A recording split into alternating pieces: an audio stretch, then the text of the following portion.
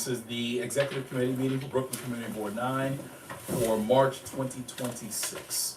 If I could ask if the members of the executive introduce themselves. Felice Robinson, second vice chair. Normal, first vice chair.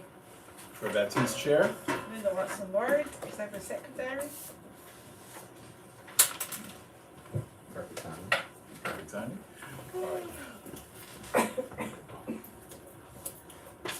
All right, also for the record, I just want to note, member at large, Kat Busello has arrived as well.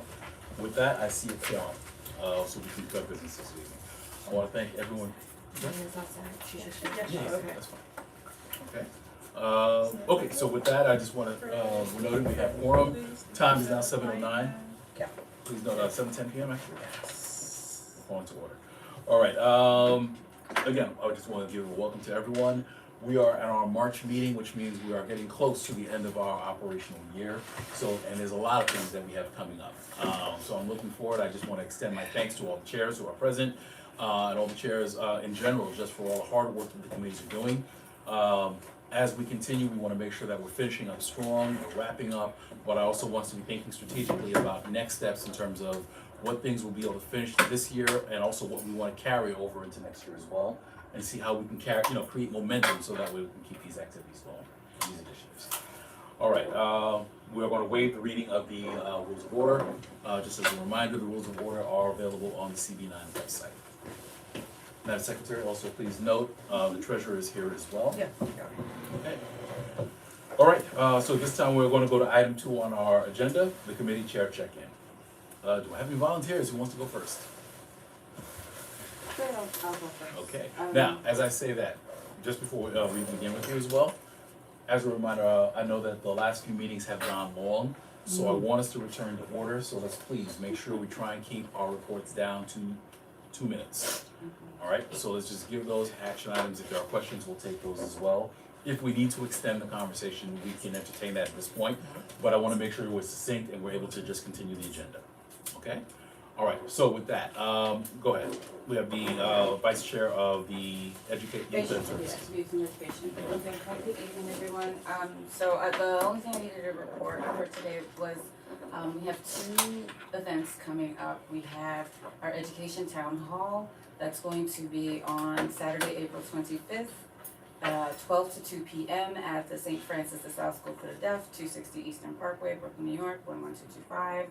And we have a community cleanup that's going to be happening on April 11th, I believe at 11 a.m. I gotta confirm that one. We are going to start on Franklin Avenue and Eastern Parkway and make our way down Franklin Avenue up to Empire Boulevard.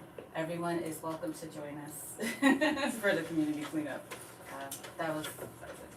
Very ambitious, that's a long. It's a long story. We did it last year. We had a good number of people volunteer, so we're hoping with enough people we can. What was it again, April? April 11th. All right, hold on before you go. Well, actually, you can sit down. We'll take questions. Okay, so are there any questions regarding the report? So there's no action items that we need to vote on at this time? No action items. Perfect. Okay, questions from the exec. Mind if you have any questions? I'll take Can we- exec. Can we try to do one for Nostrand Avenue? Can we schedule one? Yeah, that would be great. Because I've gotten a few complaints. Yeah, I live along, not along, but like the Zoom and stuff, yeah. It's, Okay. And the person I have, one of the people who complained, she has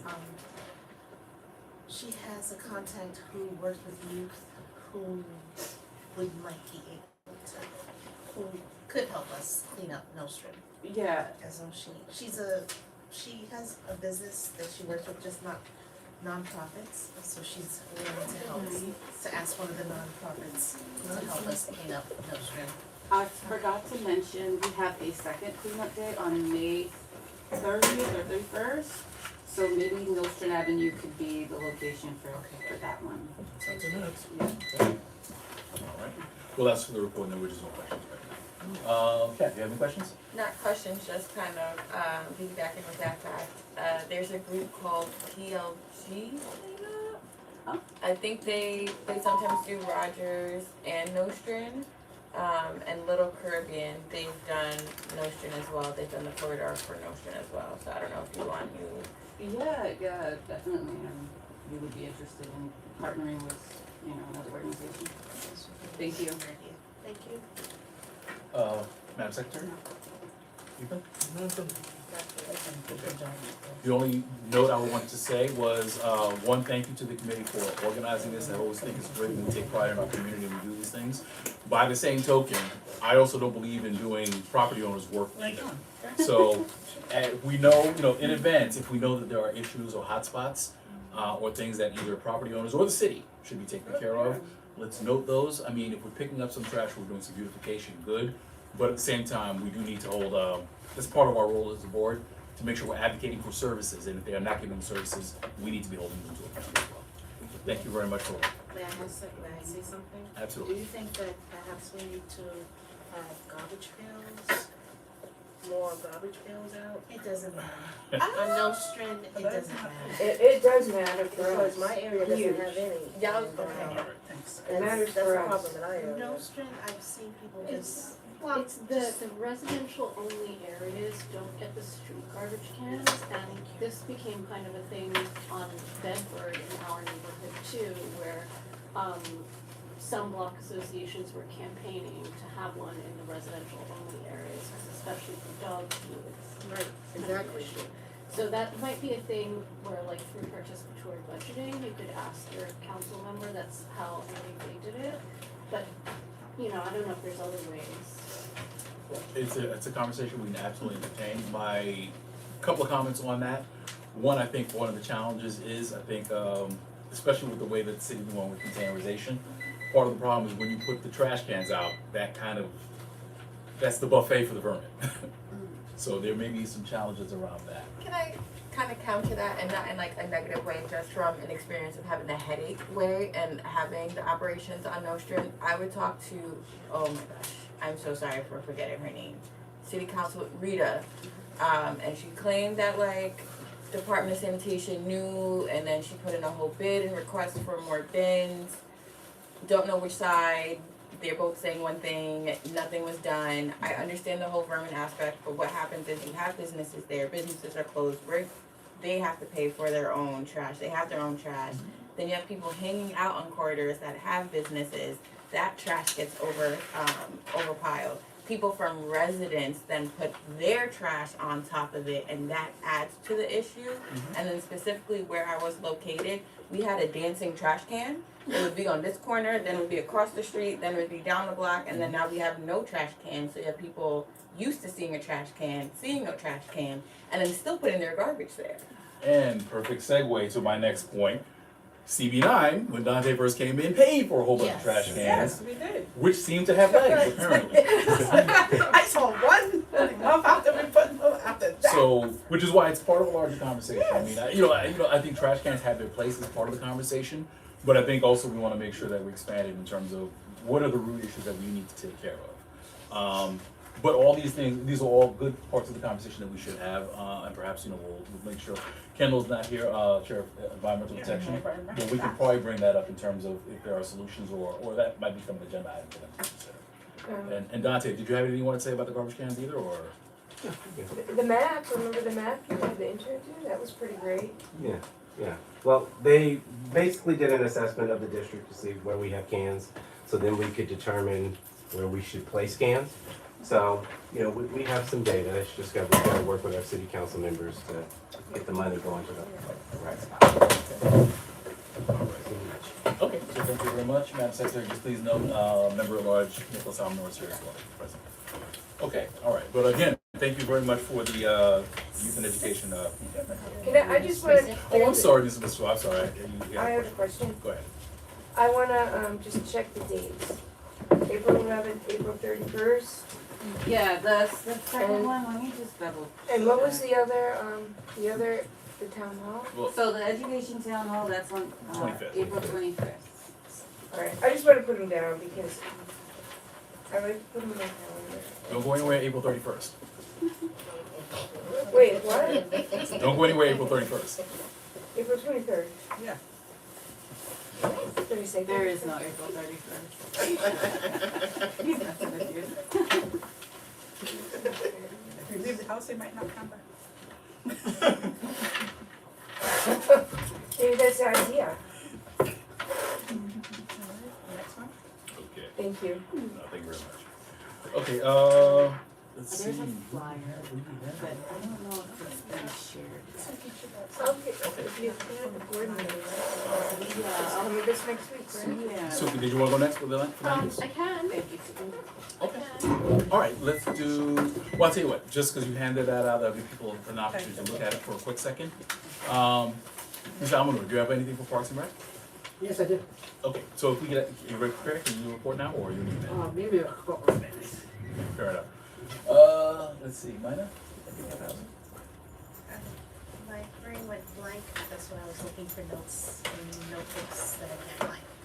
But, our last meeting, we had, a guest who spoke about seal trusts. I can't think of the word. About excuse me, land trust, community land trust, thank you. It was a really good. It was a very good, presentation, which was set up by the Affordable Housing Chair, Jolie. Mhm. And we learned a lot. We learned a lot, and, I think that it would be good to have them back for another presentation at some point with more information. Well, they had plenty of information, but we didn't have time to go through everything. But I think that they would be another a good guest, maybe even for the members at large, just because they had so much information about different things going on. And I'm gonna keep it short, because, who else did we have? No, that's it, I can't think, sorry, and I can't find my notes for some No, reason. no worries, no No worries. action. But you have no Action item at items, this time. no action Okay, items. fair enough. Okay, so we'll take questions regarding the report. Ms. Almanor, do you have any questions? No, not at all. Felice, do you have any questions? Ethan? Kat, any questions? All right, I think the only thing I wanted to know with regards to housing is, I shared the email with regards to, my concern has always been around the lien sales. So I believe that it's been, the news went out and it was confirmed, the lien sale, there is no lien sale for this year. So the city is going to be going towards some other avenues in terms of looking at that, which is good because I think it's always been a concern about people losing their homes over water bills. So, but I think there'll be additional conversations that are happening with the city council. I don't want us to necessarily forget about that, and where it's possible, I want us to, to think about that in terms of what recommendations we would have for reforms. Obviously, it's like, okay, listen, people haven't paid, people need to pay their money, but at the same time, it needs to be fairer, and it needs to understand, there needs to be justice component to that as well. Absolutely. Okay, but thank you very much for the housing committee report. All right, Suki, at this time, correct? So I'll start with my action items first. We passed a resolution on the Affordable Housing Fast Track, which, as some of you will remember, was one of the ballot amendments that we voted on. So what this is doing is it's allowing the City Planning Commission to make decisions on upzonings with affordable housing in the 12 districts of the city that have produced the least affordable housing in the previous 5 years. So the current 5-year cycle is gonna be 2026, looking back to 2021, and then subsequently it'll be 2031, looking back to 2026. So there are, the amendment ballot language we voted on was fairly broad, and right now the City Planning Commission is coming up with rules to implement it, so they're taking public testimony for it. And so we passed a resolution about that. In general, I think we've had a lot of concerns about whether the community will continue. First of all, let me just say that Community Board 9 is not by any means going to be on the bottom 12 list for the current cycle, because we've built a lot of affordable housing. But in general, we have had a lot of concerns about this process taking away the influence of communities and local council members. And so some of our concerns are in that whereas section. We've also had concerns that we've done our fair share of development and we don't wanna have to continuously do more and more. So our recommendations included that we wanted to have community boards notified even ahead of the official review process, cause we can always use more time. We didn't in our discussion specify how much time, but you know, I would think 30 days before the official review timeline, and then like normally with ULERT, we get an extra 60 days over the summer. So that's what I would like as well. Am I Yeah, that's been 2 minutes, but. out of time? And we also wanted to include certain types of preservation units in the in the affordable housing units that are counted, because like, for example, we have Tivoli Towers that their affordability agreement is expiring within like the next 5 years, I think. And so, you know, we think it's really important for the sake of all the people who live there to encourage preservation of these units and not just, oh, let's go out and build another one, you know, which is we've seen, which brings me to the next thing that major thing that we talked about. You know, the affordability is not always what the community wants to see. And so we had a presentation about a potential new development at 1550 Bedford Avenue at the corner of Eastern Parkway and Union Street. It's a reasonably large site, it's about 20,000 square feet, and it's going to be the developer is proposing to do something extremely large. It's currently zoned commercial only. There's a gas station there. The new developers want to build want a rezoning to residential, and they want a rezoning to basically like the highest possible density. You know, it's typically reserved for like skyscrapers in Manhattan, even though it does have a height limit. And they are proposing affordable units, about 30% of the units, but they haven't said at what AMI. So obviously that's a concern for the community. It's also just a concern that, you know, this is way out of character for the other zoning in the area. You know, the Bedford Armory wasn't zoned that high, across Eastern Parkway is not zoned that high. What else? No parking, no community benefits. If we could allow the chair. Yeah, and so then the third thing that we talked about was our ULERT town hall, and that's my second action item. We passed a budget request for that. We want to do 2 events actually, one in April, one in May, one in June. The one in May would be on the western half of the district, the one in June would be in the eastern half of the district. And so we're asking for $1,500. $500 would be for like water, food, snacks, printing, office supplies, and $1,000 we would potentially hire a professional facilitator for at least one of those events. We haven't decided on the person yet, but you know, in case we do, you know, because otherwise we have to have volunteers doing it. And typically these land use type workshops do have professional facilitators. And so that's it, really. Alright, so, well, hold on, we'll open it up for questions in a minute. So here's what we're gonna do, so that's concludes your report? Yes. Alright, so just let me get the formalities down. So we have 2 action items. One is the resolution that we have before us right now.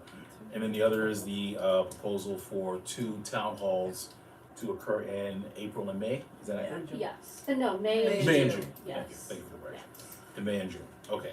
Alright, at this time, we're gonna take questions from the exec, and then Ms. Westerdahl, if you have any questions or comments, we'll allow you to do that as well, we'll take you.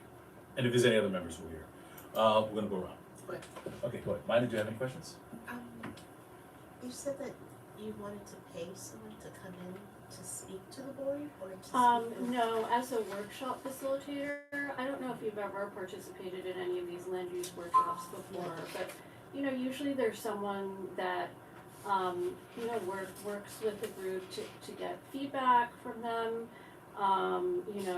Maybe explain some things about zoning to them, or maybe committee members would explain that. Oftentimes they do like different little exercises, like interactive exercises and games and things like that. Because land use it's a very difficult topic to approach, honestly. It's very technical. It seems very abstract to a lot of people, and so I think it's really important to have the right approach to engage people about something that matters to them, and that's proactive, because usually when people start to engage with land use is when it's already too late, something is happening next to them, and we legally it may be past the point when we can really influence the process very much. So if we do, because I remember the last time we brought it up that someone was paid to come to speak at one of our events, there was an issue. So what would be the bang for the buck? Like, how do we know that? Not that it's gonna be Yeah. worth it, cause it's gonna be worth it, but is it gonna be where we're going to advertise it to the point that we have 500 people, and maybe if we look at it like, oh, it's only $2 per person or $20 per, because I know that Yeah. if we spend $1,000 on anything, Yeah.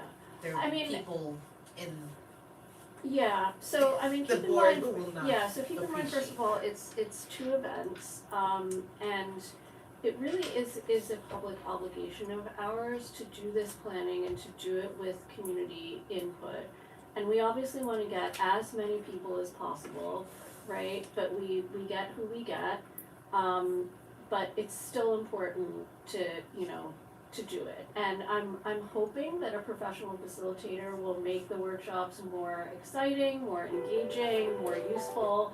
But again, we, like, as a committee, have not settled on a person, and if it's not possible to find the right person, then the committee volunteers are going to have to do it themselves, or possibly we'll find volunteers in the neighborhood. I mean, if you all have ideas, if you know of organizations, of individuals who are good at doing this, and it doesn't necessarily have to be in a land use context. Maybe they do it in another context, because this isn't just planning about, oh, we're gonna build something here, right? This is land use planning, like, what kind of a neighborhood do we wanna live in? What do we need, what are the things that we need, and, what do we see in our future, and and then taking it down from there to something more specific, like zoning, how do we plan for that, right? So, if it's somebody that is good at engaging with the public in that way, and you have suggestions, by all means, we're open to that. Thank you. And who might, it'd be a plus if they're in the community and they're willing to do this for free. I mean, if we're not gonna use the money, we'll give it back, but I didn't wanna shortchange my committee. I wanted to make sure that was an option if, we needed it. Kat, any other questions? Just thoughts, when you mentioned engaging and who would be the person, why couldn't it be like a city council representative, a state assembly person? Like, it is their district and they're getting paid to be a part of this district, so instead of having to pay somebody, they should be the ones volunteering their time to actually sit with those in the community about a very touchy subject. Yeah, so we definitely could do that. It's not typical from what I've seen, right? Like, typically it's done by a nonprofit or somebody with a background in urban planning. But sometimes the elected officials come and they want to say something, and we'd be open to that, obviously. Why it's not typically done by elected officials? I guess it's a combination of maybe expertise, maybe, what they wanna do.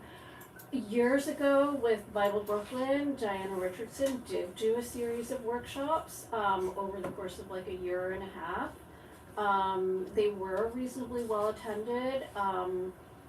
I guess there's been some complaints since then, but, it's possible if somebody wanted to do it, we could work with them. Obviously, we'd have to discuss with the committee if that's something that they feel comfortable with. You guys should ask Reynoso. Okay, I'm gonna stop. I'm done. Linda, do you have any questions? Ethan, you have any questions?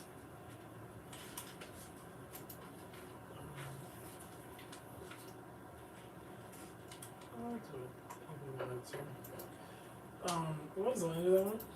What? For the building on Bedford, what zoning do they want?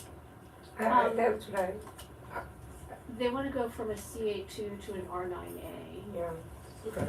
Are there any R9As in Brooklyn right now? no, only in downtown Brooklyn. not in our district. Well, Not are in there our any- district are and there not, any- not anywhere that I know of other than downtown. Are there any R8s in Brooklyn? R8s is what we have on, near the Botanic Garden, and that was a problem, yeah, that was a problem. How's that from? That's what precipitated the whole, fight over the Spice Factory That's building. what they tried, That's what they that's not tried what they have. They do have it. They have I'm seeing it in they front have of me. eight They do have now? So originally, there was a portion of the district that was, okay, so what happened was, and this is like, dates back a long time ago. Somebody was gonna build a tower next to the Botanic Gardens in the 80s, so they said no, and they hurriedly tried to rezone at the last minute. And so a portion was rezoned to 6A, a portion was rezoned to 8A. Okay. And so the portion that was 6A, there was an attempt to upzone the 6A, and that's what led to that fight over the Spice Factory. So they eventually lowered it from a 6A, from the AA request. And they still haven't started building yet, by the way. There is still a portion that's zoned 8A, so that's that 12-story building that you see at 111 Montgomery. And, yeah, So what is it now, Suki? Okay, what is what now? The stretch along the Botanic Gardens in Ebbets Field? The final rezoning of that, I think it was a 7D MIH. So not eight. No, it was not an 8. Okay, you could move past me. I finished this one off. So, Blind to fish. feedback, Ethan,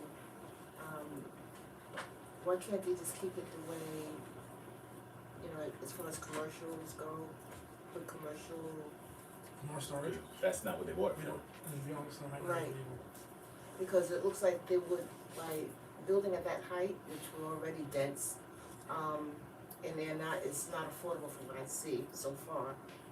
It just doesn't fit the contextual frame, Yeah. if I may say. So why can't we just say no and, what can we do about that? Because from what I see so far, these apartments, it's not affordable. Yeah, So I'll say 941 Washington Avenue on the record, $6,000 for an apartment. I mean, obviously the board is the committee and the board are gonna discuss it and will vote on it, and, everyone is welcome to give their opinion.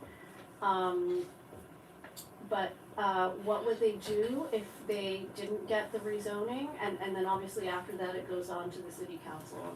What would they do if they didn't get the rezoning? They basically, I don't think they've contemplated that, to be honest with you. They were sort of like, well, I guess we would have to do one of the commercial uses, and then one of them popped up and said, yeah, and a community facility. So that's what the as of right would be. With all of these new buildings, no one put a plan in. I know you mentioned it, Dante. But we do need schools. Well, let me just make the one note with regards to schools in the district. I think one of the challenges in District 17, which is what covers us, is that a lot of the schools are under in terms of capacity. So that has been a challenge for years. So, not necessarily that we need schools, but I think it's good that we consider what do we need, what are we short on that we should have, because that should always be part of the conversation when developers come. I'm sorry, I didn't mean to take you too I serious. think I have one more question, because I have like half or 2 minutes for it. I wanna, the spot's commercial right now, right? That isn't really helping anybody find homes, because people here still need places to live. So, I think a residential rezoning might be a good idea. but how do we, I mean, do we have any plans to negotiate in terms of price or in terms of what affordable means in that case? Because what's gonna happen is they're gonna continue to pick out their customers. They wanna pick luxury customers and avoid people who are making perfectly normal amounts of money, right? Building more Lamborghinis will not lower the price of cars, right? That's not how that works. So how are we going to, at least in your view, be competent and negotiate to get a better slice of affordable housing that people here can actually access? Dante actually asked them to do up to 80 units out of their 255, because right now I think they said they're slated for 77. Okay. So Out of how many units, I'm sorry? 255. Really? And only one, I think they said studios, 1 bedrooms and 2 bedrooms Yeah. and nothing above that.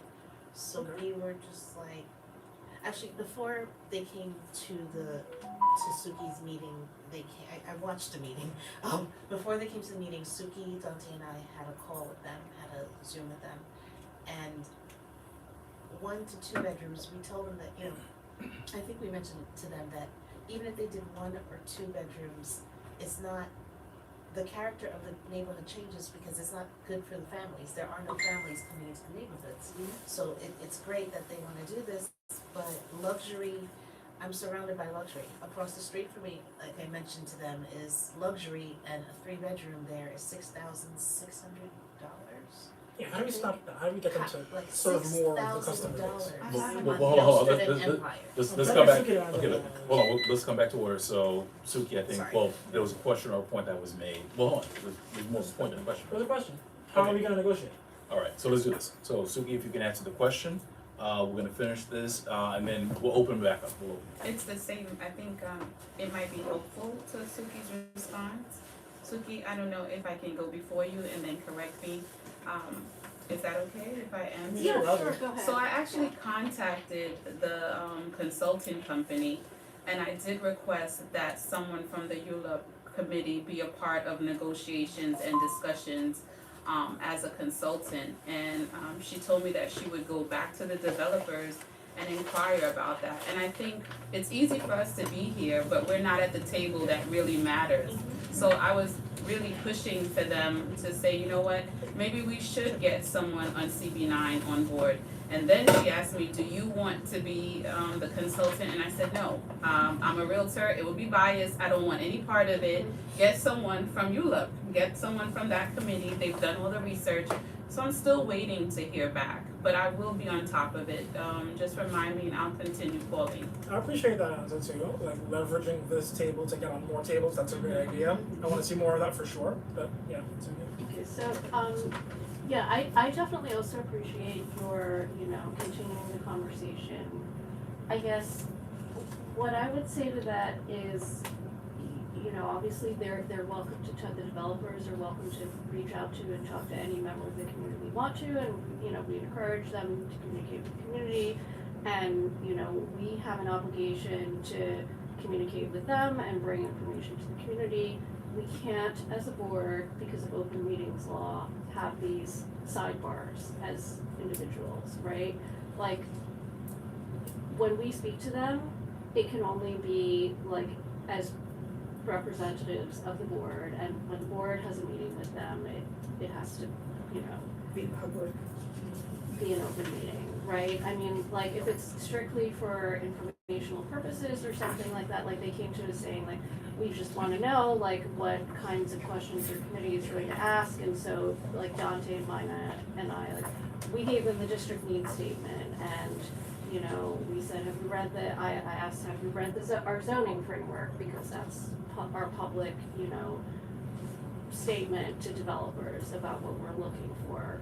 And I think we just asked like a couple of informational questions just to clarify like what kind of development was going to be, and they really gave us hardly any information, and that was that, right? So,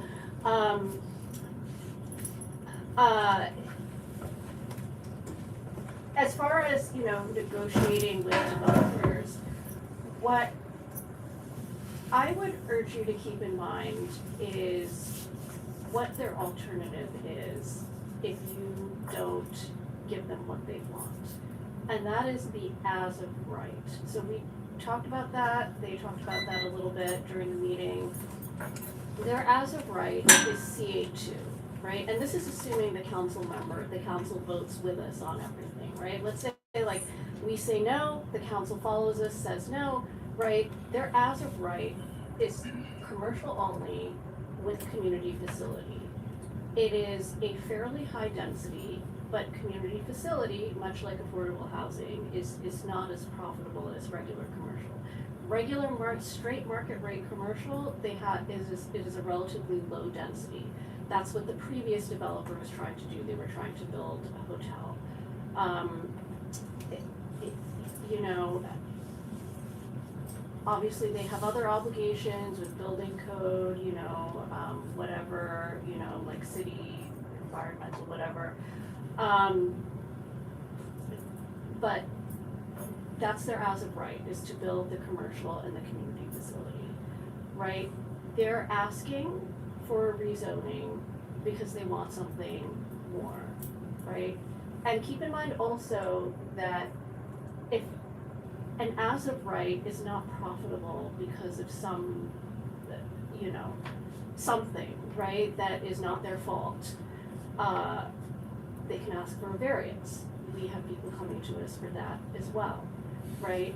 So really, when they ask for these one-off rezonings, it's because they are expecting an extraordinary bonus, right? To just get to profitable, if they you know, like to just get to profitable, they can usually ask for a variance. To get to more than profitable, they can ask for a rezoning. So, you know, that is what you kind of need to keep in mind. What is their as of right versus whatever you choose to give them.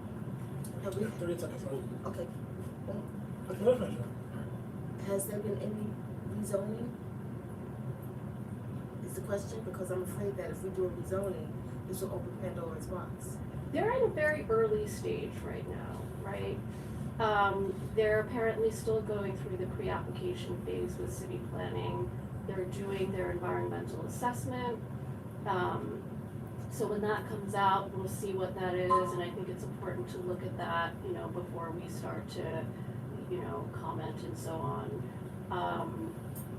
You know, but yeah, I mean, obviously we are We've looking never had at, any I wasn't rezoning, going to. is the no, question. there has not been Never any been a rezoning, rezoning, no. okay, that was my question. But obviously, yes, we would be looking at like, Pandora's how would the box. rest of Bedford Avenue end up being zoned? Because that CA2 zone covers a couple of blocks of Bedford.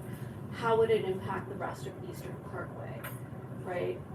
I mean, the zoning for which they're asking, if it was applied to the rest of Eastern Parkway, actually could lead to the demolition of all of the red stabilized buildings along that stretch. And we have already seen the demolition of one building along that stretch that was red stabilized. They managed to empty it of all the tenants and no work is much. So, Thank you. Mr. Alvarado? And the question I had, maybe it's a question dealing with negotiation with those developers. Yeah. In their plan, I think this is something that came up in our meeting. How much in their plan can we negotiate for space for children to play? And a little bit of green space and stuff like that within, when they ask for those rezoning? Community benefit. it didn't come up with the committee. I would suspect because it's very close to Prospect Park already, and it's also right fronts on the Eastern Parkway malls, which is like, in and of itself, that's like a green space and recreation space. So I would suspect that's why it did not come up with the committee. That parking will come up. Parking came up. Parking came up. Oh, but they Parking don't want came to. Community benefits did come up. So actually, it's, you'll see it in my notes, but they are actually required to put in parking for this district. Across the way in District 8, there's no parking requirement anymore. But for our district, there still is. A little bit. I just want to have another question. Clear up for me. You're saying if they go as of right, they're going to give community facilities. No. Or if they are doing rezoning, will they be able to offer community for activities that the whole community will benefit? Like something like you have a non-profit, a place where non-profit can operate at very affordable rate and so on and so forth. So their plan is to do ground floor retail. They said it's gonna be market rate, plus residential above. So I don't think their proposal is for a community facility.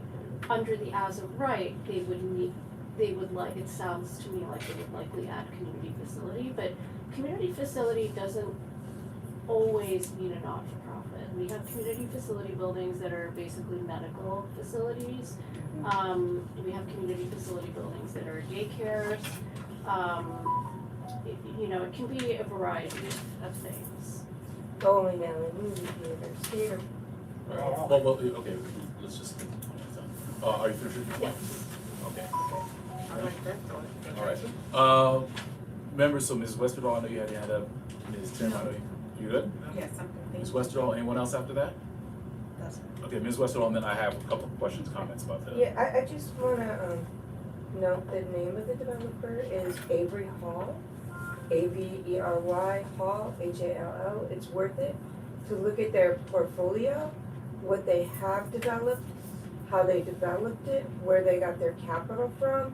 We'll look at the capital from likely from this.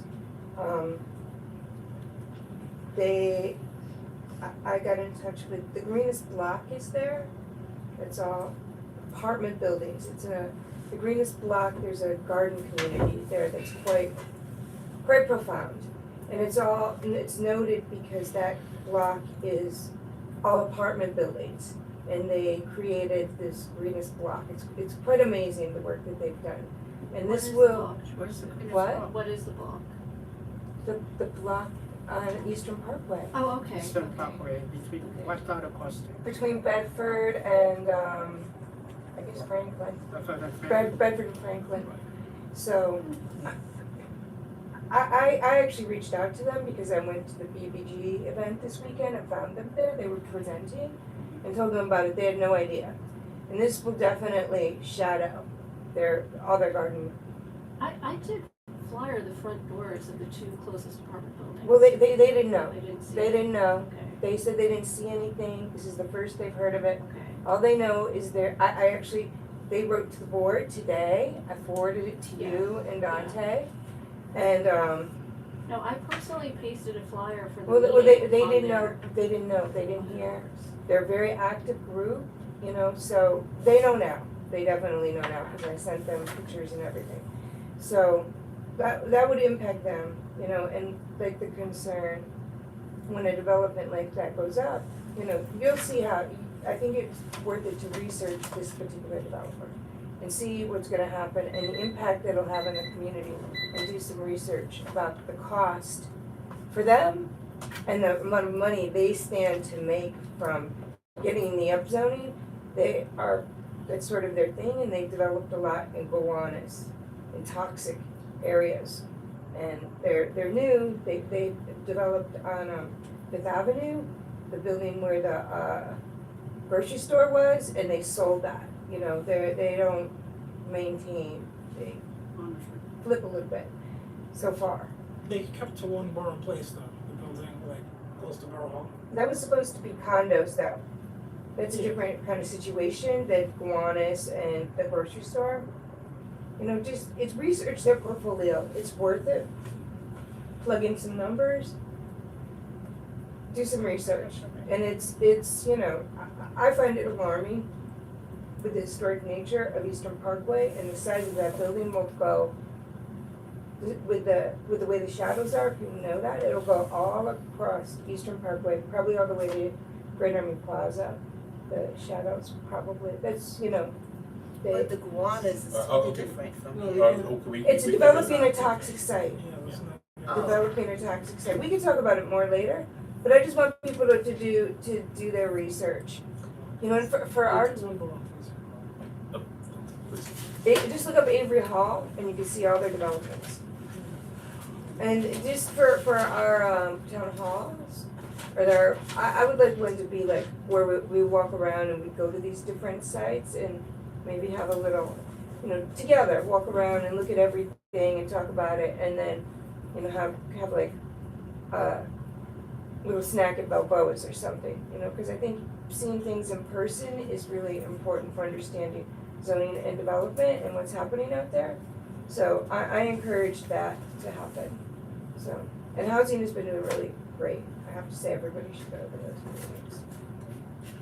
All right, thank you very much for that. All right. All right, okay, so just with regards to the report, so there are regarding two action items. So for the town hall, I think it's been said before, I think, I don't mind spending the money, but it's like I can't see where the money's being spent at this point. So I think that's one of the questions in terms of who is the facilitator and what is the value they're bringing in terms of, oh yeah, we'll pay for that because it's something that we don't have the capacity in. Yeah, so they typically will put together like exercises for everyone to participate in. They'll have, you know, some presentations and things like that. And, you know, again, if we can find a volunteer facilitator who's, yeah, that's great. I'm not married to spending the money, but I just wanna make sure that if we need to, you know, that we're not shortchanging ourselves. Yeah, and that's what I think I was looking for. Do you have dates, proposed dates for these? The first one I think would likely be May 4th, 6th, or 7th. In the evening, people, It's it's always weekdays. very, very tricky to do a weekend for our district because somebody has a problem with Saturday, somebody has a problem with Sunday. No, So we're gonna try for a Zoom hybrid event on a weekday evening. so For hybrid. the second one, we have not nailed down the date yet. I'm gonna send out a poll to the committee, but, June, right? yeah. Okay, only, and I asked that, and that's important as well because I think the timing is gonna be something that's gonna be, Right.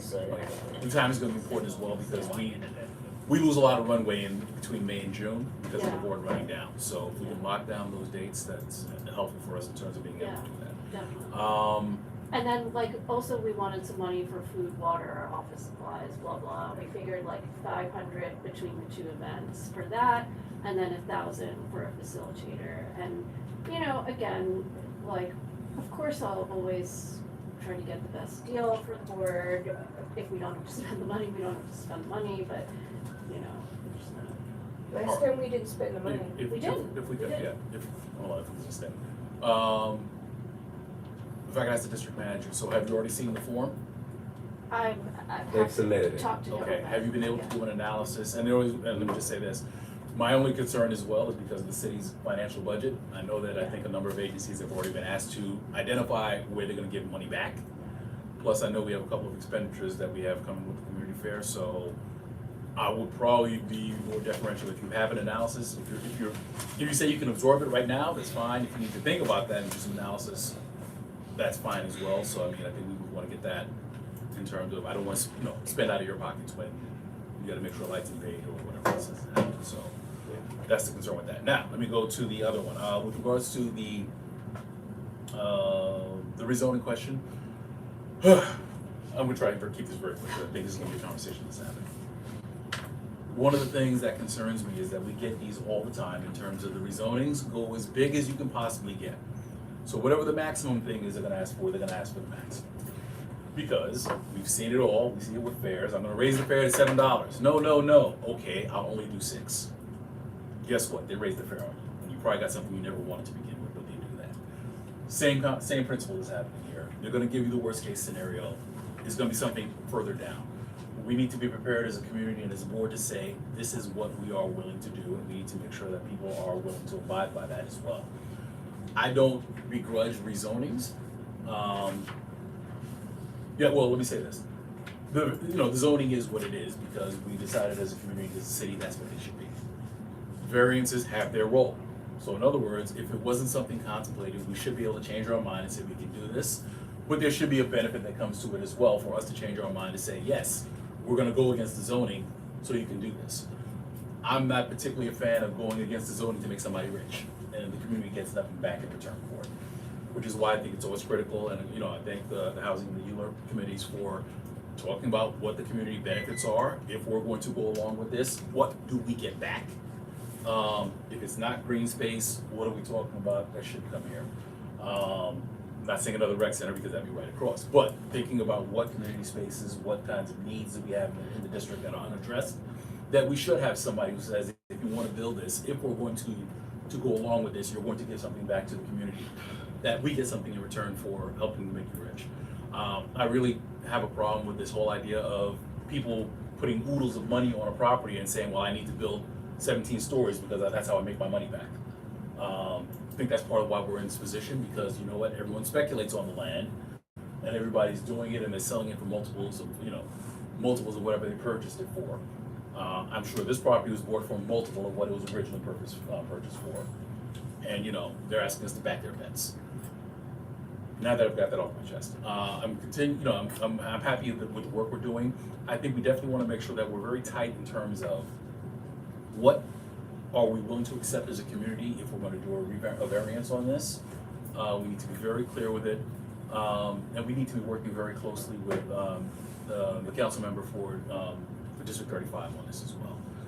And I say that to say because these conversations are already happening.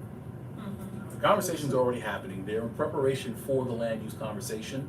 But typically, this doesn't go forward. Nobody's going to waste their time and money if this is something they already know is a dead end. So we need to make sure that we are very, very in touch with the council member and making them apprised of what our concerns are. And we need to hold people accountable in terms of what this is as well. So I'm looking forward to continued conversations with this. Any sense in terms of when this land? I did actually reach out to Councilmember Hudson's office, I think either the Friday before or the Monday before, and left a message. They were all out, I left a message. I called to talk to them. Did they say they were coming? No, they weren't coming. She's busy. Well, one, they're not coming to keep busy, and just from a practical standpoint, they tend to keep their powder dry. Andre's supposed to be coming to board meetings, but he hasn't come in a long time. I did know that as well. Separate. One quick more question about the resolution, and I'm seeing some typos, some grammar errors. Can you fix those before we? Oh, in this one? Yes. Oh, okay. Yes, I'm noticing a couple as That's well. all. Right, now, let me ask this, thank you for that, that's the other thing so with regards to that, what's the timing on this in terms of when do we have to get this out? Do we have to get it out for this? Oh, okay, so public testimony is due by March 31st. And just also for you guys, there is a second part of Affordable Housing Fast Track that's maybe even more important, called the BSA Fast Track. And it's more important because it likely applies to us. This doesn't apply to us for this cycle, it's more thinking ahead to next cycle. So the Board of Standards and Appeals is a separate body from the City Planning Commission. Right now, they hear variances, which are not the same as rezonings. So variances right now only apply to special situations, like you have a weirdly shaped lot or a special condition or something, or like you're a religious institution or a nonprofit school or something that has some programmatic need. But they're proposing to use the BSA to put through rezonings for affordable housing developments that are being sponsored by HDFC. Some of you might be familiar with them. My understanding is they're nonprofits that are organized for the benefit of lower income tenants and homeowners. But low income under state law can be up to, I think, 130% of AMI, which is not that low. So this would allow them to go before the BSA and get and get a change in their zoning, as long as HPD certifies that it is necessary and it is. I'm sorry, so I didn't mean to cut you off, but I want to make sure that we're able to get this. So, Sorry. but in terms of timing, just Yes. with respect to the one before April us, 1st. it has to be done in. Well, March 31st, actually, March 31st. Okay, so there is a time sensitivity to this. Yes. For the vote? Yes. Oh, Yes. that's good. Okay. All right. Okay. And I say that just to say that I think that we've had an experience where when we get these, because this is probably something a little bit more dense because of zoning, this is going to be a topic of conversation. So I just want to be clear in terms of if we're going to put this on the agenda, should this happen with the agenda, it's going to be a dense conversation. So we need to be cognizant of that when we're going forward the plan. Alright, so, you know, and that's what I was, and I guess just in general, especially, you know, gonna go forward as a board, if we have these things, especially if they're a little bit more nuanced or, you know, they're more intricate, we may consider wherever possible saying, listen, we bifurcate the conversation. So in other words, put this out this month, give the board a month to think about it, you come back, you ask your questions, or they go back to the committee meeting, make any changes that need to be made, and then we can vote on them. It tends to cut the time down a little bit, as opposed to we're wordsmithing, we're workshopping, we're wordsmithing, I can't say it. We're wordsmithing it on the floor. That which tends to take a lot of time and causes conversations. Yeah, it takes a while to go through that process. Does anybody have any questions now? On this? Are there any questions at this time? No. Okay. But let's consider that, and we'll consider that when we create the agenda as well, and we might need to have some kind of conversation or at least maybe some notice that goes out to the board with regards to it. Okay, but thank you very much. All right, parks. Hi, thank you for the opportunity. Just want to report on a couple of things we did at our last meeting. And we have one request, we have a resolution that we didn't send the last time, but I just want to bring that up. It looked like it may not be necessary because I think Dante's already working on it. This is regarding Soccer Fest and the permitting for the, so we're recommending that the board support the application to the permit for this particular activity. So I don't know if this resolution is necessary at this point since work is being done already on it. So that's basically the kind of item I was asking for. What I like to report on is that the conference, the biannual, it started as a biannual conference of community boards, park recreation and culture, but it's now called the Brooklyn Parks and Open Spaces Conference.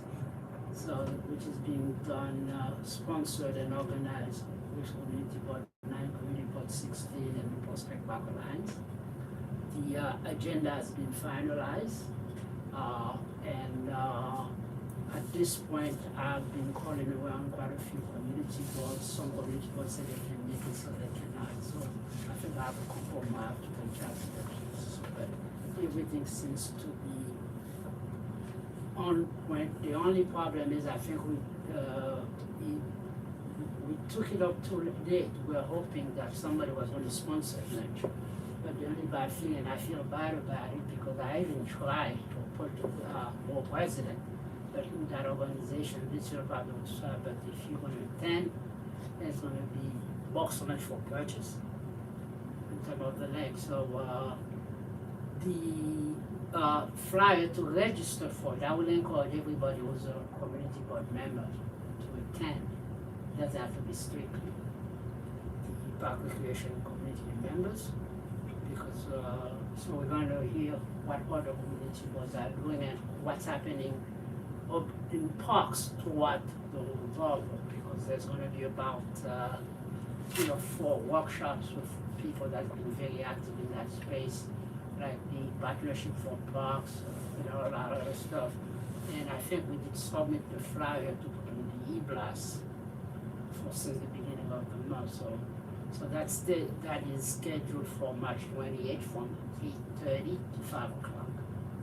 After the presentation, there's going to be hands-on tour in the park by various professionals showing what's happening in terms of that. And if people can really hang on to it, there'll be a happy hour, which has to be determined to do that. So that's what I want to report. So this is well on the way. So it's a question of let's show up and get it done. I visited the, it's going to be at the picnic house. I took a tour of that.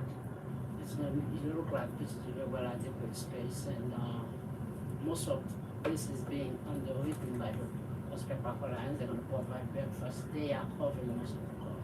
But I don't know what happened next year, but I think we probably could make it a little bigger, because a lot of people have expressed for more anticipation, because there was trying the way organization can forward want to really bring basically not the whole public, but people that are really doing work with parks and stuff like that. So it's more or less that's the And important. what's the date of the event? It's March 28th Thank you. from 8:30 to 5. 8:30 a.m. to 5 p.m. So we will why it says 8:30 to 5, because most of the presentation will go from 8 to 2:30, including the last session, which should be where all the community will get together and do a presentation of what's happening within each department, each of the community, or whoever shows up. And exchange ideas and do that. After 2:30, there will be a couple of tours and workshops that are hands-on in the park and stuff. This is being done at Prospect Park itself. So, Any other action items for parks? the action item, I think I brought it to, they're asking, actually, I volunteer and they said, we would like to use the CB9 YouTube channel for live streaming. So that's, which shouldn't be too much of a, it's not something that could cost too much, but the only thing I could think about, we may have to have one of our staff person to do that, so I don't know how we're going to be able to work that out. So if let's say you Dante, can you support that? We're ready for it. Okay, so let's just dispose of this very So quickly. that would be the only ask, because if it's a Saturday, Okay, No, this isn't even, so let me ask this, to the members of the exec, let's dispose of this one quick. Is there any objection, to allowing, Soccer pass? to the YouTube channel? Oh, Okay, all right, so Dante, go ahead, that's fine. Yeah. Just go ahead and take care of that. Anything else, any last? I mean, well, I just wanted to report on a couple of things, the situation in Major One. We are working in, see what's happening in there. And, we're thinking we don't have, hopefully by next meeting, we're thinking of putting a proposal for a arts summit. The way we would like to do it, we realize that, we have a major institution in this community, but we hardly engage with Medgar Evers College. Hardly do anything with them. So I would love to approach the arts department, Medgar Evers College for us to, along with us, to organize an art summit at the college. Okay.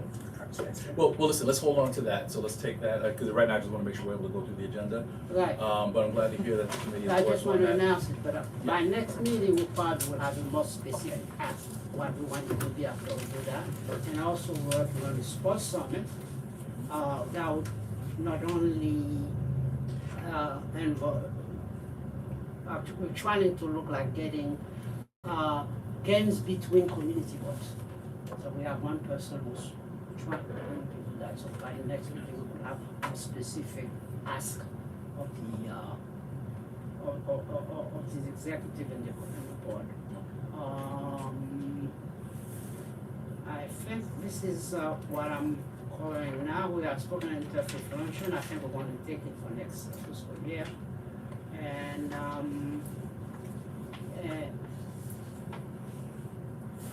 think that's all I have for today. Okay, all right. Any questions? Well, that's my job. All right, Mina, any questions? No, thank you. Kat? No. Linda? Ethan? No. Felice? Any members? Okay, thank you very much. All right, and you said that there was a resolution for Soccer Fest, but that's been taken care of, correct, Dante? Right. Okay. So I think it's kind of. So we're clear. So, all right, thank you for the report and informational purposes for action items. Okay, Ethan? Yeah, transportation was kind of gone. Alright, 1 second. I'll keep mine quick. Didn't have a ton going on. We had one street co-naming request. It was for about 2 blocks of Franklin Avenue from Eastern Parkway to President to rename that, to co-name that Little Panama. And yeah, I mean, Franklin Avenue was historically like a center of Panamanian residents historically. Not so much anymore. A lot of them have moved away, a lot of them left, a lot of them some of them died, a lot of the population has since gone. But some of them still live there, and they're seeking this as a way to kind of rekindle interest and investment in that Panamanian side of Brooklyn, as well as to reinforce the annual parade that they have down Franklin. And that's kind of their attempt to, draw attention to that and to preserve what they've given to Brooklyn. We approved it unanimously, and that's going to be a voting item for the full board. And apart from that, we also voted to have an investigation into what tools we can use at Ocean Avenue. I believe it was 231 Ocean Avenue. There's a stoplight there that's frequently being, not respected. Drivers are going through it, and it's becoming a danger for residents in the area. So we're trying to get some additional either enforcement or additional tools at play at that intersection. Well, at that area. It's not really an intersection. That's all they have. Thank you for setting example. Sure. There we go. Okay. The Conamie, yes. Okay, questions for transportation. Mr. Alamo, start with you. No, it's something that I omitted. The WICS would like to be do a presentation this month. Great. Yeah. Okay, when we get to the agenda, we'll- Right, so that's what I'm saying. When we get to the Before I agenda. forget, because I thought I'd come. Okay. All right. No other questions for transportation? Okay. Police. So we still have the ages. Great. I get. You good? Yeah, I just want to. Thank you. Thank you. Okay. All right, members of the other chairs? Okay, that's it. So we have the one action item. We'll discuss that. All right, housing, we covered housing already. Public safety, just as a notice, public safety did not meet this month. They will reconvene for next month as well. I think we have a couple of applications that we've been taking care of, as well as the intent is to try and develop the framework that we've been discussing for SLA applications for the district. So there's no voting this month for, Not for SLA, not for public safety. oh, okay. Okay. All right. Okay. So are there any? And I apologize in advance. Any other committees that I missed? No. Oh. Health, what about the health? Well, that was you. Oh. Yeah. For EP, we have a report for And that. that was you. Oh yeah, if it has those. Oh, I thought they were together. No, they're not. I have Vanessa. So for economic development, she just wanted to let you all know that they have the scavenger hunt coming up very soon, wherever the flyer is. As of right now, they have 25 businesses signed up, which is good. More information will be blasted out and provided over the next couple of weeks, but as of right now, that's what they've been working on. They have good participation, so that's the report. That sounds great. Yes. Okay. All right, great. I know that EP was not able to come as well. Did they send an email? Do we have any notes for them? Environmental protection, I'm sorry. Let's see. Kindle. The chair sends regrets. I just want to check to see. Yeah. Did they meet this month? They did. They did.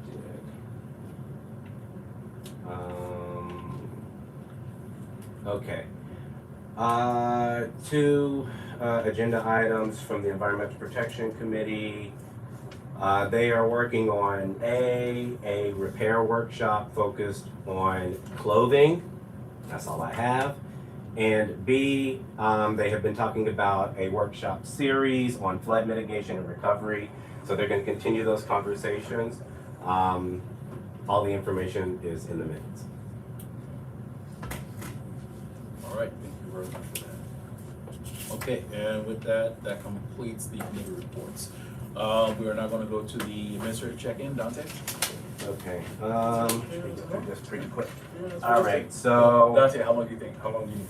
I'm going to speak very fast. So in November, New York City voters approved historic changes to the land use review process.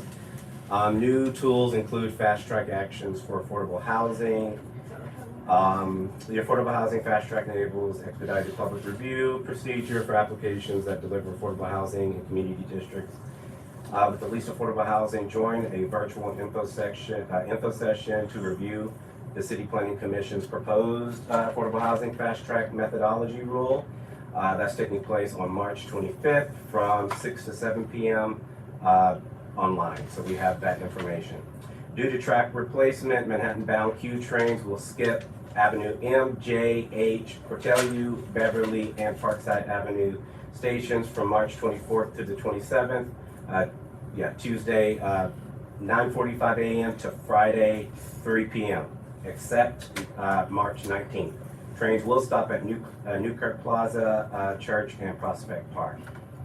DSNY, let me rephrase, the NYC bins are available for purchase now at Home Depot with options for in-store pickup and home delivery through Instacart, DoorDash, or Uber Eats.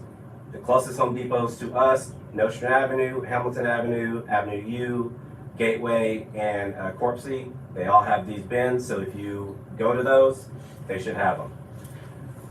We did receive a notice that a little over $2 million was approved by the Office of Management and Budget for the Wingate Park track and field reconstruction.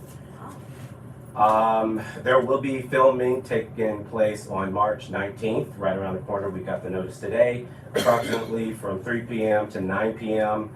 Locations, all right, this is going to go over that time, you just have to hear it. South side of Midwood Street between Bedford Avenue and Flatbush Avenue, full block. West side of Bedford Avenue between Midwood Street and Rutland Road, full block. West side of Bedford Avenue between Midwood Street and Maple Street, half block. West side of Ocean Avenue between East Lake Drive and Parkside Avenue, half block. There are some public hearings, very important, coming up. You heard the ULIP chair talk about the fast track methodologies and also BSA. So the Department of City Planning and BSA, they both are having public hearings on April 1st at 10 a.m. So, Simultaneously? yes, they are. That's not fair. They are. That is not fair. So they're both at 10 a.m. Is any of The this? one at City Planning is at 120 Broadway, Lower Concourse.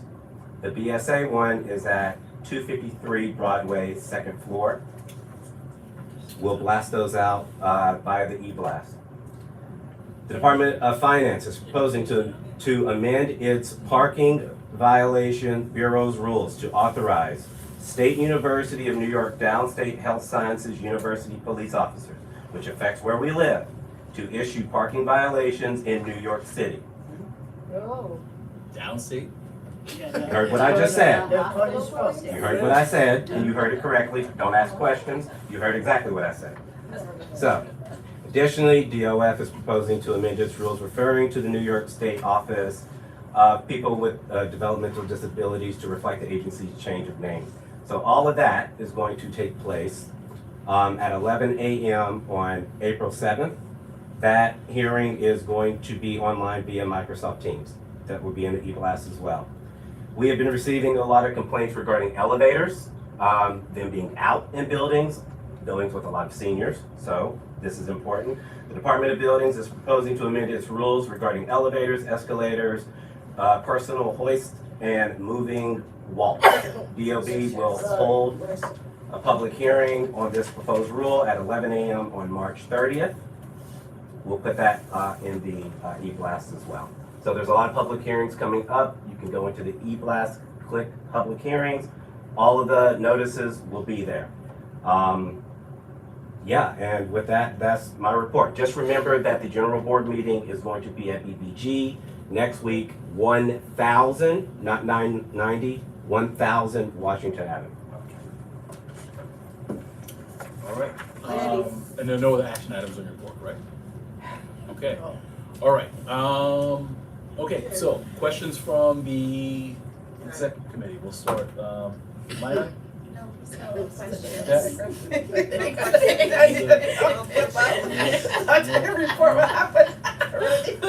Members of the board, committee chairs, any? Seeing none, thank you. Received for informational purposes. Thank you very much. All right, we're gonna go to the chairman check-in. Just a few quick items that I wanted to touch base on. Glad that you mentioned about Downstate. So the district manager has reached out to Downstate again.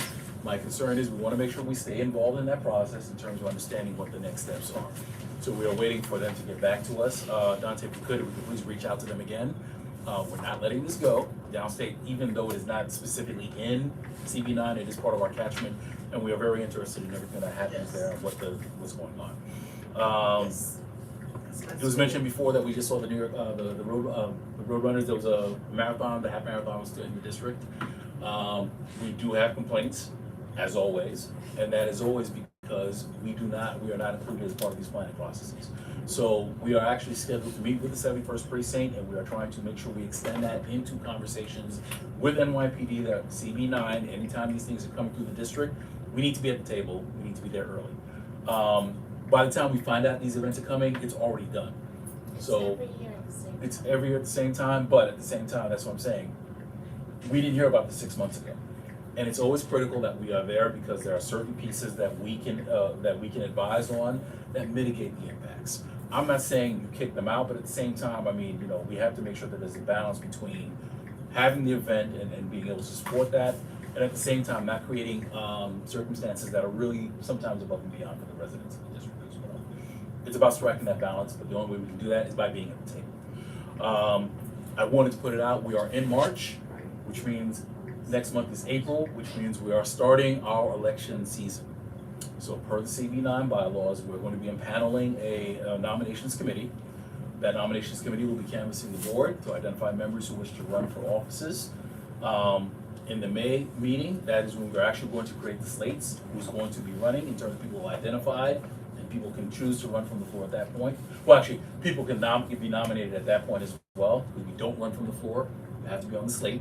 And then in June, we will have new leadership board. So all offices are open.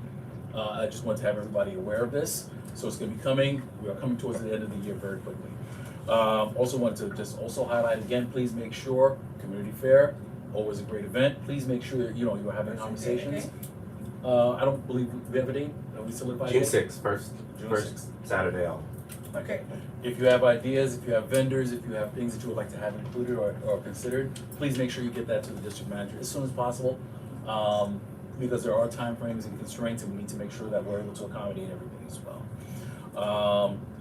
I'm happy that we mentioned Major Owens before, because there's a lot happening there. The one thing I did want to mention from the board perspective, and I'm glad Ms. Tim is here as well. We have appointed Ms. Tim as the CB9 representative to the Major Owens Advisory Board. I think it's critical. There have been a lot of conversations about the board in terms of we want to make sure that this has always been a conversation even from the initial conversations. It's always a concern since the initial conversations. We want to make sure that CB9 is there and we're able to advocate and we're able to, you know, to try and get the best bang for the buck we can get for our residents. We have a world-class facility there. We want to make sure that residents are able to access that as well. So I thank Ms. Tim for taking this on. I have every confidence she's going to advocate for us, and we have a direct line into the advisory board. And I believe your appointment is effective as of tomorrow, correct? Yes. As of March 18th. Okay, and thank you very much. Last piece I just wanted to say very quickly with regards to Mount Prospect. So we had created our resolution. We are reaching out to the Parks Department. I think one of the concerns that I've had throughout the entire process is that CB9 has been left out. Some interesting things coming out of that is that for some reason, Parks is under the understanding that CB8 is the only board. I can relate to that because I attended that meeting. But I see Yeah. it. Hold on, let me just finish the report and then absolutely, then we'll get into that. Everybody. Where CB8, you know, as a matter of fact, they say CB8 is responsible for both Mount Prospect and for Lincoln Terrace Park on our eastern Lincoln border. Terrace? Lincoln Terrace Park on our eastern border. That's the one on this Yeah, Lincoln Terrace is actually in Yes. District 8. Oh, yeah, because they've It's- gone over the road. But here's the thing, technically, well, let me say this. I'm surprised that. I'm just gonna say this, there are gonna be some additional conversations with that. I don't understand either one of those. Where CB8 is traditionally, well, CB8 is across the street. Right. So if you're going to have that, I mean, at the very least, what's been practiced for a lot of other things is if these are things that are in a, what is the term, There's a joint interest area a joint interest that area? covers Prospect Park, Gallman Plaza, Right, And as Rodani- well as like the Gateway area, Right. Southeast River. which means they don't belong to a specific board. So at the very least, the understanding has been, just give me another minute or so. The understanding has always been that, okay, fine, for those areas, the adjacent boards have feedback. Because our residents walk across Washington Avenue and they go to Mount Prospect. Additionally, our residents cross Rochester and go to Lincoln Terrace. So how we are not a consulted board and how we are not advised on this is a question in my mind. So we are going to have, we've reached out to Parks Department with respect to this. I think this needs to be clarified. And I want to be very clear, I don't look at CB8 any way for this, because obviously they would have an interest in this the same way we do. I just want to make sure our interests are also represented in any conversations as well, because again, they don't have any more right than we do, and we don't have any more right than they do. But we need to be included as part of these conversations because they will affect the district one way or another. So we are looking to get into that conversation, and again, in the spirit of the resolution we had passed, yeah, we need to be in this conversation. We need to be in this conversation, and I don't think there should be any movement on anything until CB9 has been, the Community District 9, not so much the board, but the district has been consulted as part of this conversation. That's all I have at this time. I have no action items. I will entertain questions regarding the report. Well, actually, Mr. Elmer, did you want to say something quickly? Yes, I Answer want to say a questions. couple of things because when I attended the presentation of the revised design of Mount Prospect at CPA, Dante had alerted me to that, so I made my business to get there. Conversation with CBA, they said, you have nothing to say about that, it's ours. But it's on our side Yeah, of the right. line. That's what they said. They said when we put in our request, we always include Mount Prospect, that was another part we are responsible for. They're under the impression, I don't know where they get that from, that some council person, some person at the CBA is assigned to them, they said, Mount Prospect, Yeah. Flower Park, these are the ones that Right. belong to CBA. That I raise a question on my end, my understanding is what you said. The adjacent, see people, they both since that area, Correct, doesn't, right. it, The same way. it's not within the boundary lines of either community board. The question I have here, when was that designation made not to include, to take that area outside any community board? Just to answer the And question. what was the process involved in doing that? Well, here's the thing, there is no transparency. Let me just say this. Just doing a little bit of internet research, I was able to go and check the park's website. And as little as 4 years ago, when they look, there's little sections where they say who's the responsible community for board for the park. CB8 and CB9 were listed. When we were taken off, I am not sure. But I think it's the appropriate thing to have. Right. And even, notwithstanding whatever historical claims they make to this, I think the appropriate way to do this is the adjacent boards. Right. Because you know what? By the same point, we don't own the Botanical Garden. Right, We don't own the Brooklyn Museum. right, We don't own Central Library. right, We don't own Prospect Park. right. But we border on all those things. So I think that it is that shared interest that should always be upheld. I think that's the best way to do it. I'm not going to get into a conversation about CB8 and their historical claims to it. That's not who my conversation is with. I believe the city needs to rectify that, and they need to make it clear in terms of what the policy and what the process should be with that. And that's only because it's fair, because we are impacted by whatever happens there. So there's no way we cannot have a voice. So, I'm sorry that's the way you would read it, but I will address that with the appropriate Well, I want also to say, I spent COVID on Prospect Park. Most of the time I was there because that was where you get that isolation and detaching from the rest what's happening in there. No matter what happened, whether that's going to disrupt because the only thing, once they put those hitting balls in there, you're always going to have noise. Well, here's the thing. I'm not even going to This go that was a far. place that didn't have noise. You can sit there. Those are arguments, but Yeah. the point is, we didn't even get that far to even make those arguments, Right. which is the problem, and that's the process that we need to address. And may I add, if I could please, that, the fire Well, hold on. Let's department- do this. Let's just Let's go see, around. we have to clock right now, Yeah. so we need to just make sure it's like one-on-one. Yeah, let's then just we make sure. reset it, okay? So, Mr. Amaro, are you done? I'm done. Okay, go ahead, please, and then we'll go around and. So I just wanna add that the fire department, the police department, for one, for the skating board to be at the height that it is a danger to the police department. They don't care for that, the fire department, they do not it's very dangerous. There are rules and regulations that they have to abide by, okay? And it seems to me that they have skipped that. Even the EMTs don't like the fact that it's on a hill where it's not visible and anything can happen there, okay? Yeah. So the police department was not consulted, fire department, nor was the EMT. And that was part of the resolution where I think there were a number of concerns that we're trying to figure out exactly what the conversations are. It's So we hard to get get that into that transparency. park with a vehicle.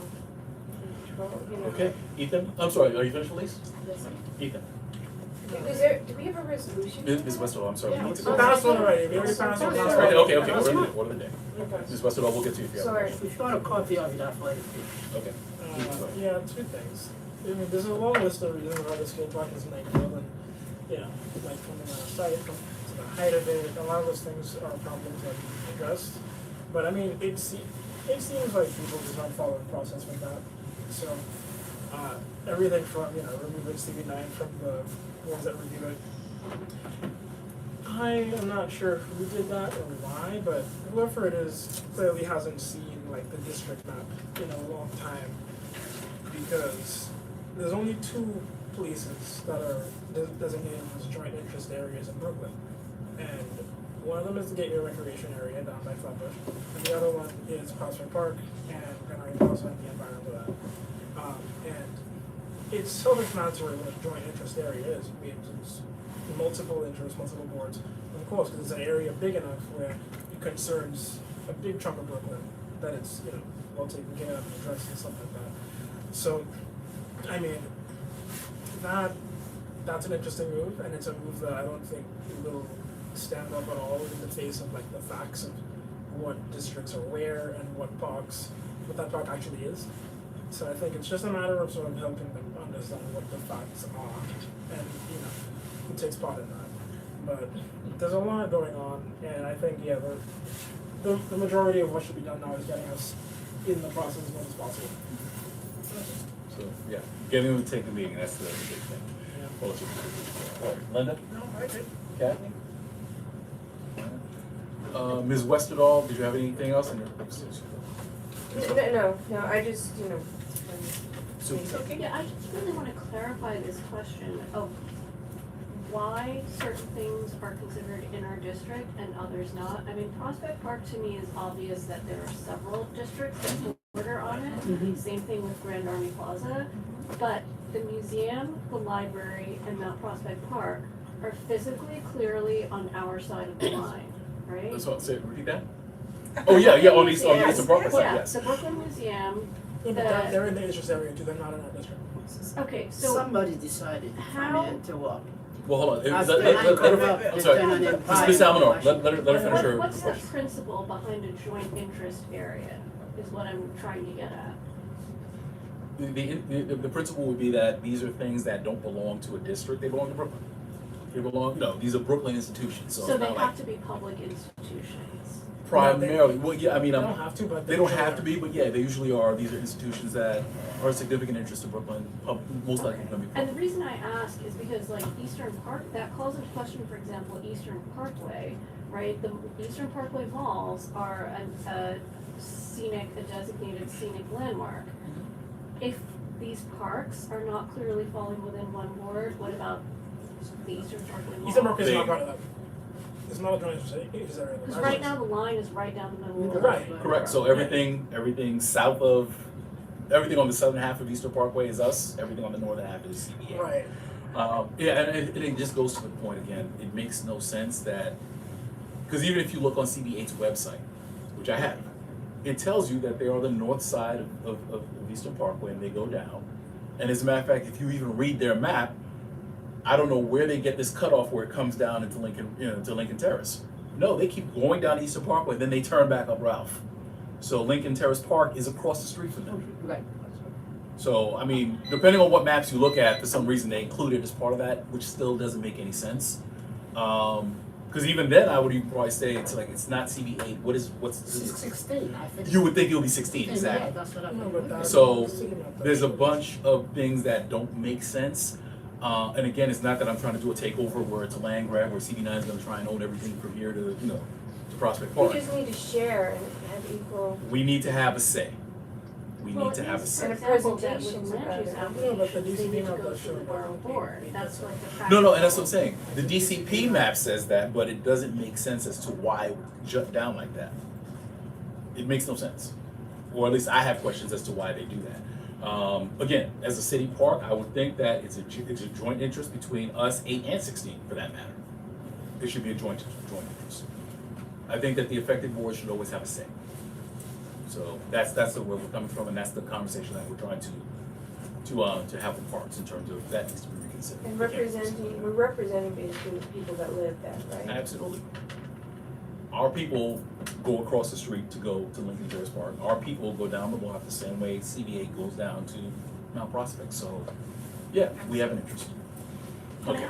I invited people from Board 8 to the 1550 Bedford hearing just because I think it's good, but Yeah. like as an administrative matter, like if they're joint interest areas, for example, land use hearings have to go through the borough board as opposed to going through our community board, so that's just, you know, it matters. Land use matters actually, no, I think they go to both. So if there's a land use matter that is a number of boards, they do end up going to the borough board. It would come through CB9, we would have our hearing. Okay, And then it would go to borough board and they would vote on it there as well. okay. And even at the borough board, that's been the whole concept in terms of like, for example, if there's an action happening in Prospect Park, CB, community boards 8, 9, 14, I believe it's 6 and 7 across the park. We all have votes on that because we all have interests. Okay, but anyway, so we're moving on that. Again, that's the direction we're moving. Okay. Any other questions? I'm sorry, any other questions? Yes. What can we do? Oh, we're forcing the issue. So Dante has already reached out to Parks in terms of we are requesting a meeting to discuss this because this doesn't make sense. Again, our district has been left out of the entire conversation. So, I mean, when we're talking about, I'm not even talking about the merits of anything. We haven't been part of the conversation. They had a whole design presentation over at CB8, and I'm like, we didn't even know that anything was happening. And it's weird too because when the initial conversation happened, which is funny, when the initial conversation happened, they had it at St. Francis de Sales, I remember that, I went to that actually. which is in CB9. So again, there's just there's not any consistency with this conversation. And I'm hoping I'm not sounding too perturbed, but yeah, I'm a little. I perturbed. Yeah, let us know how we can help. All right, so I'm not alone. Thank you. Let us know how we can help, that's all I. Oh no, absolutely. So I mean, I think the first thing first is we're the resolution has been done, which I think states our questions, and I think we've already put it in the record where it's like, no, we should be a part of this, and we're following with Parks to say no, there's a problem with this, and I think at the appropriate times, I guess after that conversation, we'll know what the appropriate next steps are, and we'll be able to proceed with that. So we'll provide updates this week. Okay. All right, thank you very much. So now we have completed all the check-ins. We are now going to go to item 5. We're going to set the agenda for the board meeting. Okay. So we're going to go to the public session.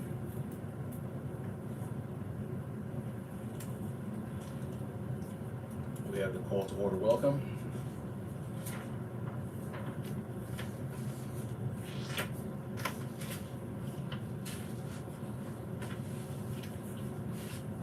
We have the rules of order.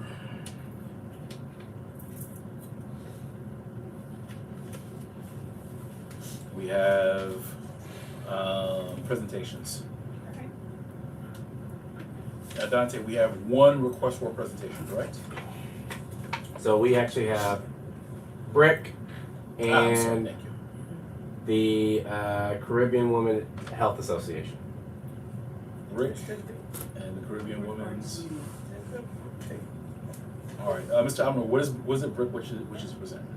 For they're presenting what they do, similar presentation they did already at the community level, explaining what WIC is, what programs going on, and the possibilities. It's a very short presentation, so it's not what they're gonna bring in the presentation. When you say very short, how long? I would say probably about 5 or 6 minutes. 5 minutes, yeah. All right, Yeah. I'm gonna put it here, we'll decide, we'll look, as we flesh it out, we'll see if we can there. So Brick for 5 minutes, and we also had a request for the Caribbean Women's Health Association? Dante? Yes. Yes. Okay. I'm putting them down, we'll decide if we have enough time for them. Okay, after that, we have no SLAs for the month. Are there any other presentations? No housing, no landmarks, no land use, no.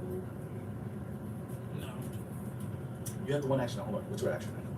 It's a presentation, Actually, that should go, there, so we'll have the street code name, yes, Animating. yeah. Do you think it's a good idea, Fred, to do a brief presentation about these fast track amendments? I mean, that could be the Would that be committee, helpful? the committee presentation we usually do.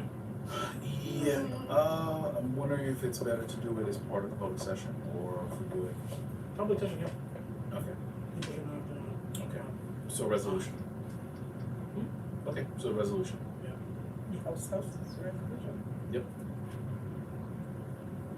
the fast track resolution, yes. Okay, all right, we got 4 things on the presentation, so let's just keep that in mind. 5 minutes each. Okay, okay, so after that, we go to, public commentary.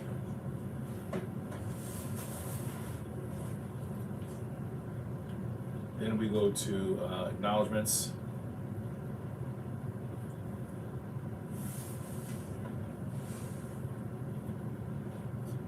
Then we go to the business session.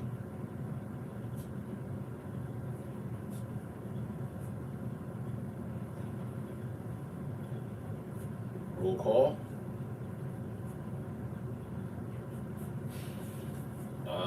Approval of minutes.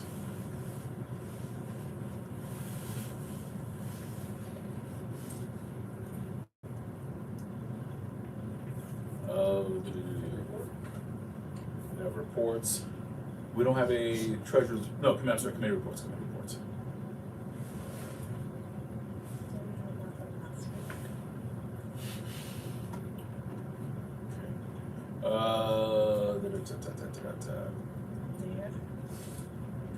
I'm sorry, yeah. We don't need a treasurer's report. Thank you. Okay, thank you. DM report, chair's report.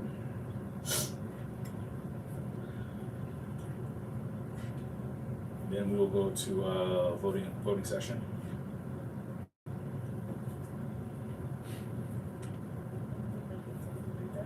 And we have street co-naming.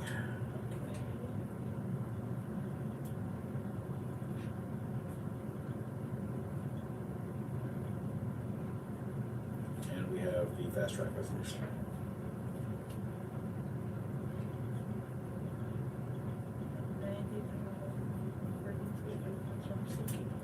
Sorry? Street co-naming, your other action item, if we can,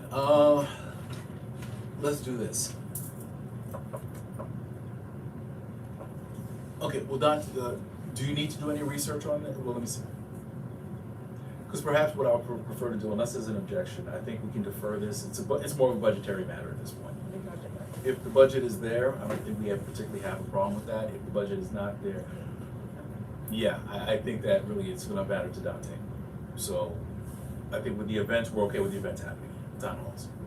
All right, so it's the budgetary matters, so we'll leave it to him in terms of. But am I going to be able to, if the request is not approved until April, are we gonna be able to get the money for May? I think so. Yeah. Yeah, no, I'm saying it's up to, it's up to the DM's discretion. Oh, okay. It's up to the DM's discretion. DM's Okay. The events are fine, I don't think there's an Okay. issue with the events, I they're mean, fine. I'll work with it, if there's not enough, I'll work with it, whatever you have. Right, and that's the thing, so it's whatever he has, I don't wanna say, oh yeah, you can have 1,500, he has that like 10 cents, you know. So we'll leave it to the DM's discretion if he's able to support that, whatever funds he provides. But can we, because I've gotten a lot of comments about this before from my committee, are we able to approve at least the 500 for the food and water and incidentals? Well, that's the thing, that's within his That's discretion. free Oh, approved. okay. That's within his discretion, he can do that, I Yeah. mean, food, well, water, I definitely know, food, if it's within his discretion, depending on if he's able to do it, authorizations. If, make sure it's within city rules, budget limits, so it's like, he can just, under his discretion, he can do that. Okay, all right then, I'm sorry, going back, so voting session, street co-naming, the fast track. You're good to go with that. Was there anything else that I missed in terms of voting items? The usual, but that already good. So we have Right. right? Okay, and then we have no old business, correct? No. New business? Well, let me ask this right now. Is there anything that the exec can see that needs to kind of end up on an agenda coming up? Like, is all the business that we need right now, or?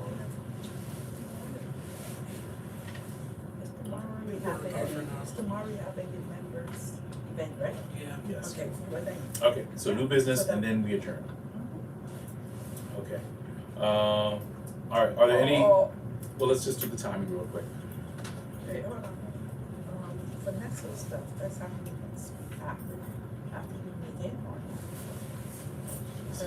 or her, The scavenger hunt? yeah. No, the scavenger hunt is, We- no, that's not a time. Yes, all right, That's what I'm saying, it's not a time. All right, okay. All right, are there any additions to be made to this agenda? All right, let's go through times very quickly. The presentations, Brick, 5 minutes. Caribbean Women's Health, 5 minutes. Street co-naming, how long? Should be about 5. 5 minutes. They remember, so many people came, there were like 5 speakers. They get 5 minutes. They gotta make it. They gotta make it. I mean, they're not gonna come again. I'm gonna recap it. They're not gonna come a second time. They're not gonna come? I don't think I remember a time when we had a code naming. No, we've had applicants come in. No, but in the past 2 years. No, we've had. Yeah. Yes, yeah. They might, okay, well, fair. They might come through. In that case, but yeah, we'll still take 5 minutes. Yeah. It's pretty interesting, actually. Yeah, 5 minutes for that. And then now the resolution is gonna be.